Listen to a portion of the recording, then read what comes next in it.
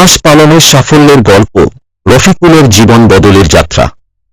গ্রামের এক প্রান্তে ছোট্ট একটি বাড়িতে থাকতেন রফিকুল। পরিবারে তিনি, তার স্ত্রী এবং 2 সন্তান। পৈতৃক জমি সামান্য হলেও কৃষিকাজ করে পরিবার চালাতে হিমশিম খেতে হতো। রফিকুল দীর্ঘদিন ধরে ভাবছিলেন কিভাবে বাড়তি উপার্জনের পথ খুঁজে বের করবেন। একদিন স্থানীয় বাজারে গিয়ে রফিকুল দেখতে পান হাঁস বিক্রেতাদের ভিড়। হাঁসের ডিম এবং মাংসের চাহিদা দেখে তার মনে হল এটি একটি লাভজনক উদ্যোগ হতে পারে। তবে যেকোনো উদ্যোগ শুরুর আগে পরিকল্পনা থাকা দরকার। রফিকুল সিদ্ধান্ত নিলেন যে তিনি 100টি হাঁস দিয়ে শুরু করবেন। স্থানীয় সমবায় সমিতি থেকে স্বল্প সুদে ঋণ নিলেন। তার স্ত্রীও তাকে সহযোগিতা করার প্রতিশ্রুতি দিলেন। হাঁস পালনের জন্য দরকার সঠিক জায়গা এবং পরিবেশ।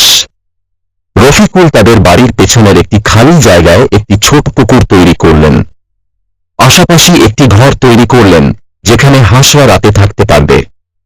ঘরটি তৈরি করা হলো এমনভাবে যাতে বৃষ্টি বা ঠান্ডা থেকে হাঁসদের সুরক্ষা দেওয়া যায়। তিনি স্থানীয় বাজার থেকে খাঁটি ক্যাম্পেল এবং দেশি হাঁস প্রজাতির 100টি হাঁস সংগ্রহ করলেন। রফিকুল জেনেছিলেন যে হাঁস পালন